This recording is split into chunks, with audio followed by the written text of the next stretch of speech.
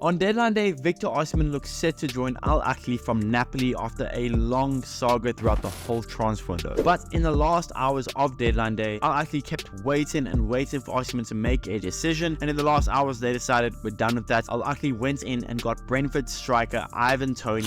Seen Ahli pay Brentford £40 million for the 28-year-old striker, and seen Ahli spend a further £400,000 a week on Ivan Toney's salary. This makes Ivan Toney one of the highest paid English footballers in the world right now. And while this transfer has tons of Brentford fans confused, on one hand, Ivan Toney has had several incidents where he blatantly disrespected Brentford and made it public that he wanted to leave for at least the last 2 years. But on the other hand, Ivan Toney has been a player that has played 141 games for the Bees, scored 72 goals for the club, playing in the Championship and the Premier League for the London-based club. So what is Ivan Toney's legacy at Brentford?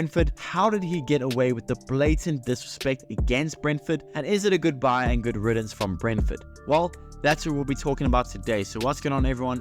You're listening to Back of the Net here. I hope you're all doing well. Please be sure to like the video, subscribe if you haven't already, and let's get into it. In September 2020, Ivan Toney left League One side Peterborough and joined Brentford in a deal worth €5.6 million. This comes after a season where Ivan Toney scored 26 goals and got 7 assists in 39 games for Peterborough, and he was no doubt a talented player, a talented striker, and at the age of 24 years old, after putting up the numbers he just did for Peterborough, well, a step up to the Championship, to a team that just finished third in the Championship, while that seemed like a really good move for his career. And in his first season at the club, Brentford finished in the exact same position, but through the playoffs, they managed to secure a promotion from the Championship and join the big time in the Premier League. Seeing Ivan Toney go from a League One player to a Premier League player within 1 year. Ivan Toney would finish off his single Championship season, scoring 31 goals and getting 10 assists in 45 games in the league.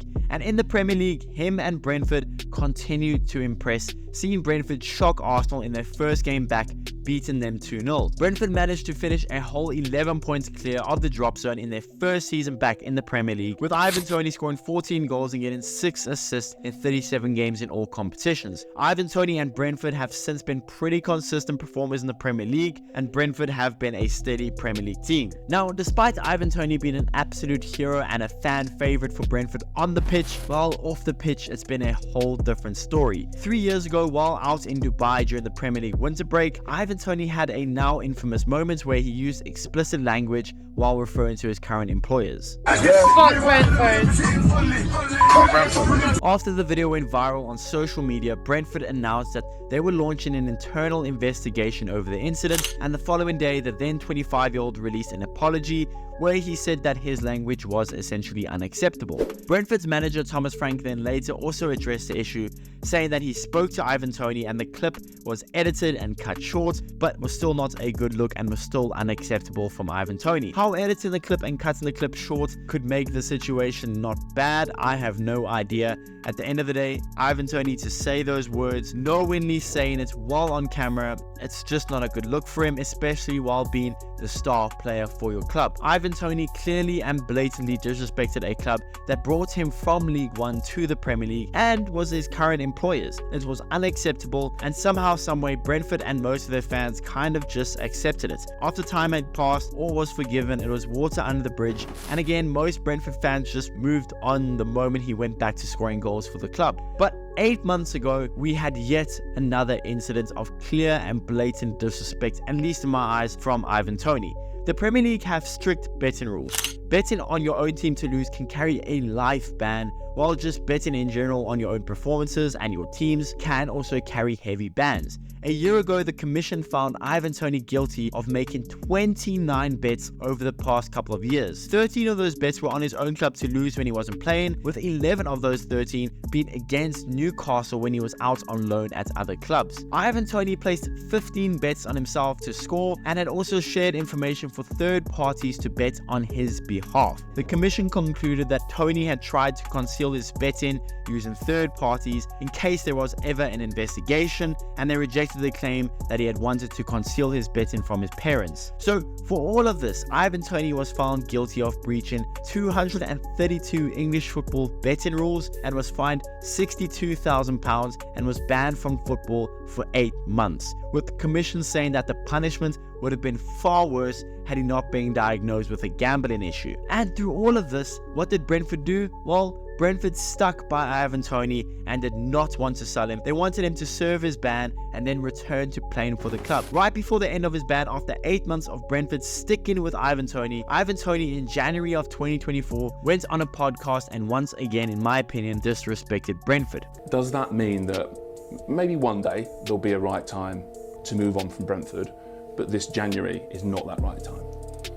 Well, I don't know. You can never predict when's the right time to move elsewhere, but I mean, it's obvious that I'd like to play for a top club. Everybody wants to play for the top clubs, fighting for titles and these kind of things. So whether it's this January, the right time was to be, a club was to come in and pay the right money, who knows? But now, there is nothing wrong with wanting to win trophies and wanting to join European giants. Nothing wrong at all. That's what football is about. Joining big teams, winning Champions Leagues, there's nothing wrong with that. But when it comes after an 8-month ban where your club has stuck with you and supported you through the 8 months, it's just very distasteful, and I feel once again that it was disrespectful towards Brentford. Every transfer window, Ivan Toney had been linked with a move to another club, and the rumors had always been that Ivan Toney wanted to leave Brentford. Again, another indication of what he just said on that podcast. Again, there's nothing wrong with wanting to join bigger teams, nothing wrong at all, but you don't go on a podcast after your club stuck with you for 8 months. You don't go on a podcast and blatantly say it. I felt it was very disrespectful. Yet despite all of this disrespect, Ivan Toney remained at Brentford. I mean, he had games where he captained the club, and rightfully so, many Brentford fans were kind of torn over Ivan Toney. On one hand, he was a clinical, elite goal scorer that no doubt upped the levels of Brentford, but on another hand, he blatantly kept disrespecting the club and kept making it very clear that he didn't want to be at the club any longer. So on deadline day, the story of Ivan Toney at Brentford finally came to an end, seeing him leave the club to join Ahli in Saudi Arabia on a £400,000 a week wage for a transfer fee of £40 million.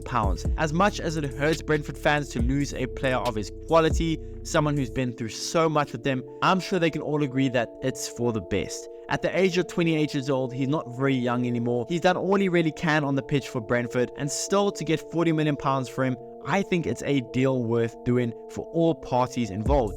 His legacy at Brentford kind of remains in a grey area, with some fans seeing him as a legend due to his performances and goals and hoping Brentford returns to the big time, but other fans will forever see him with a stained reputation thanks to his antics off the field and his blatant disrespect of Brentford.